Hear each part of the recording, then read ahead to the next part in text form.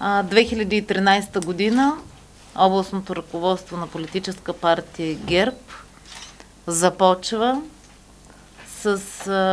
в добро състояние и с една така основна политическа цел и задача за 2013 година.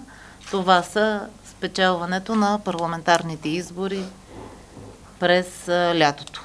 В политически план и като партия, и като партийна организация мога съвсем накратко да кажа, че се намираме в добро здравословно състояние. Искам да използвам, между другото, и пресконференцията, да поздравя всички наши членове, да благодаря за доверието.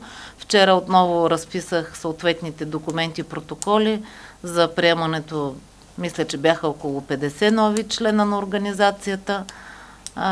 Не водя и точна статистика, за мен това не е от голямо значение. Аз се радвам, че независимо, разбира се, от винаги получените негативи от едно управление, независимо на чия партия, срещам доверие у хората, срещам и подкрепа в нашите членове.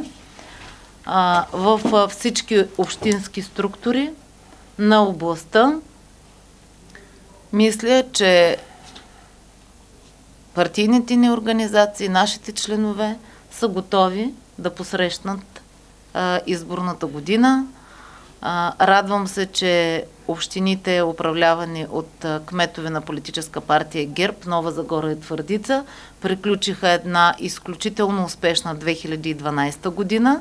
Това, което мога да кажа за община Сливен, независимо, че кметския вод беше спечелен от представител на основния ни политическа конкурента, именно кмет на БСП, като отговорна партия, и аз смятам, че както областното ръководство на ГЕРБ в Сливен, така и народните представители, ние сме съдействали по всякакъв начин за реализирането на проектите в Сливен, за реализирането на вече спечелени проекти, за сключването на нови договори. Добре дошли в Сливенски вести. Намирате ни на tvsliven.net.